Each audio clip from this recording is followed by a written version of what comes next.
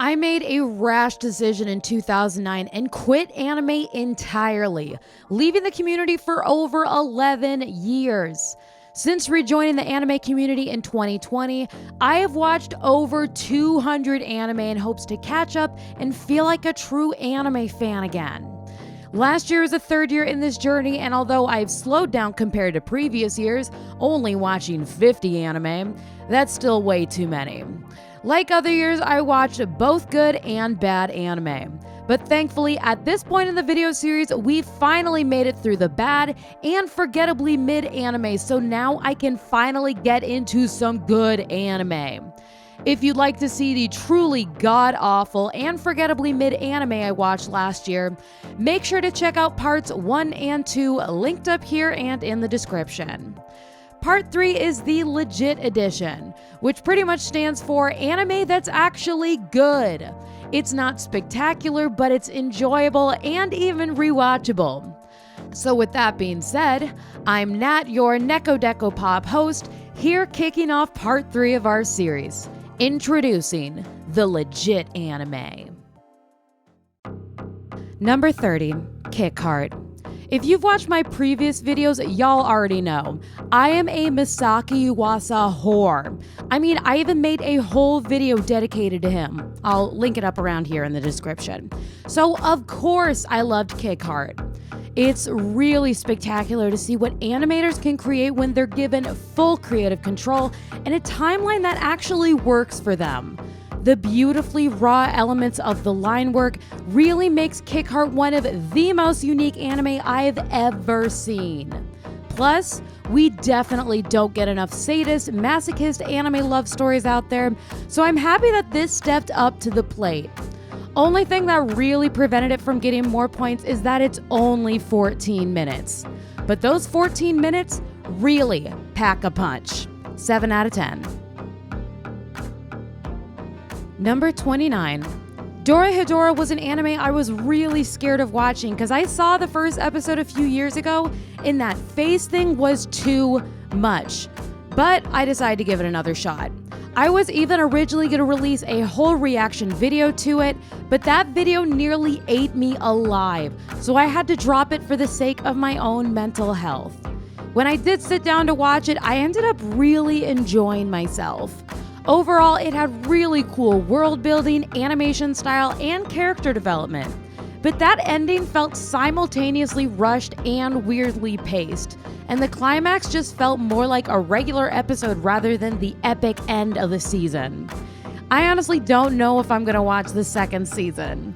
To be honest, I'm just really burnt out on this series after spending 150 plus hours trying to edit it and then coming to terms with having to drop it.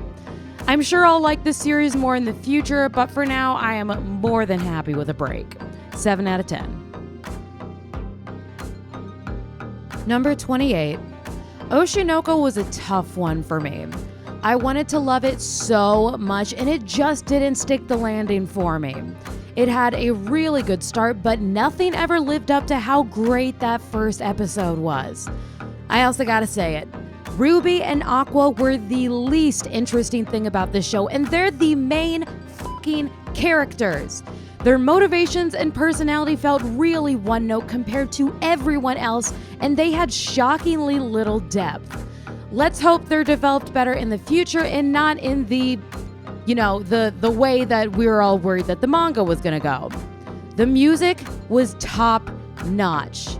Everyone's always fawning over Idol by Yoasobi, but y'all need to bring that same energy for the outro, which is Mephisto, I don't know how to pronounce it, by Queen Bee.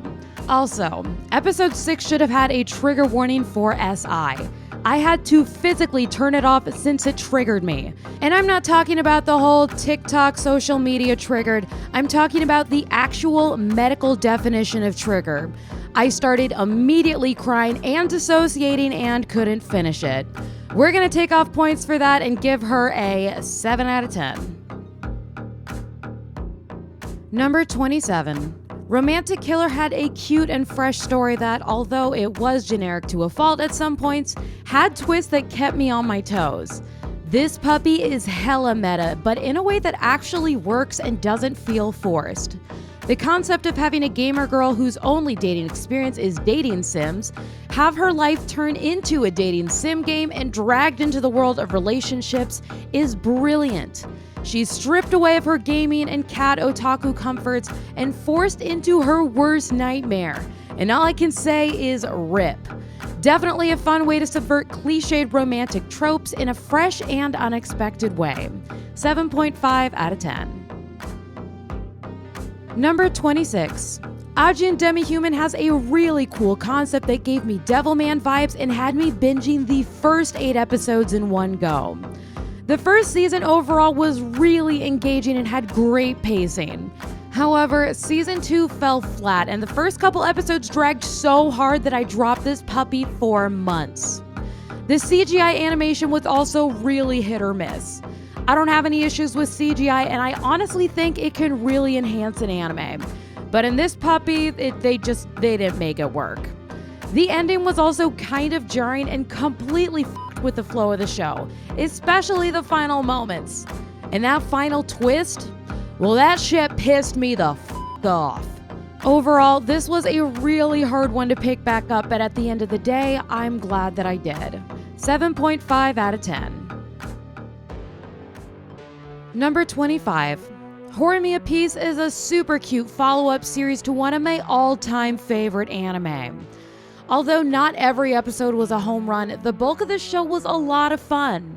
I really enjoyed getting to know some of the side characters better and having more time with them in general. Plus, there is a throwback episode on how the parents met in high school and it was fantastic. I would honestly watch an entire season of just their high school courtship. I'm especially interested in seeing what happened over time to make them break up.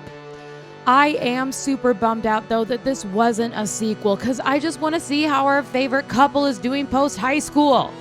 Fingers crossed we get a second season of them soon. 7.5 out of 10. Number 24, The Girl Who Leapt Through Time. I loved Mirai and I really enjoyed this one too. I'm a sucker for time travel, but it usually turns into some type of tragedy. So it was really nice to see a slice of life tale that wasn't a life or death situation. It told such a compelling story that left me wanting so much more.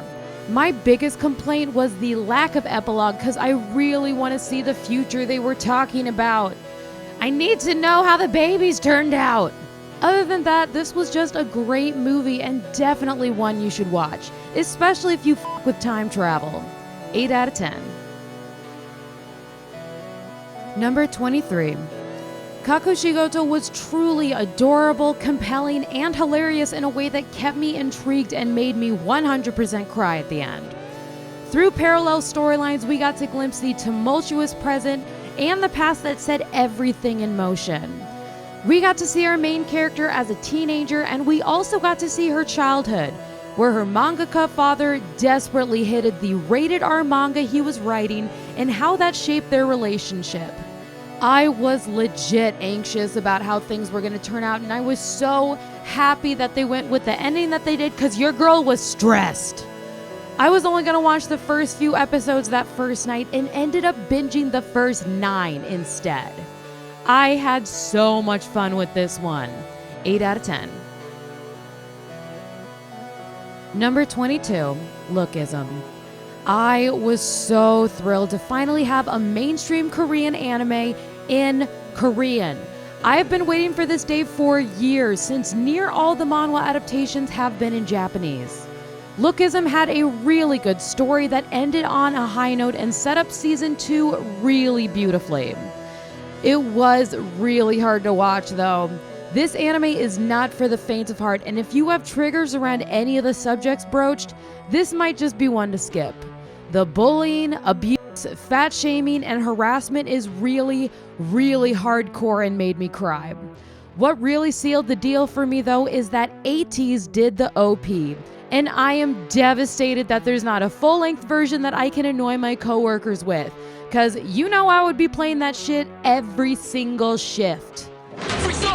Look at me now.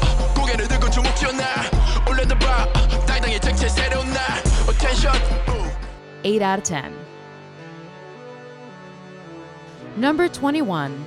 Monthly Girls Nozaki-kun is one of the more enjoyable and joyful slice-of-life anime I've seen in a while. I just love our poor dumb precious babies. They're so precious and so dumb.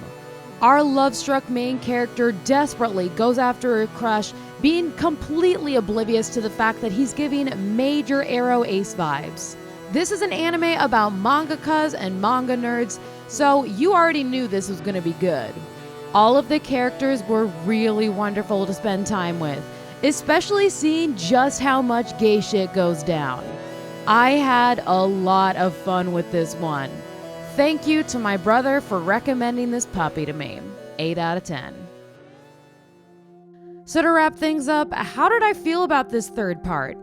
These were legit good, and I feel comfortable recommending the bulk of them, especially Kakushigoto and Monthly Girls Nozaki-kun. I'm still kind of wary of Ajin Demi-Human and Dorohedoro. As for Oshinoko, well, I kind of just felt like f***ing with the fandom with this score and being a contrarian, because, why the f*** not? Next week, we are going to make it to the Excellent Edition, aka the anime that I not only recommend, but insist that, you need to watch them. If you like what you see and want to see the anime that I'm actually super passionate about, make sure to subscribe, give this a like, and a share if you're feeling so inclined.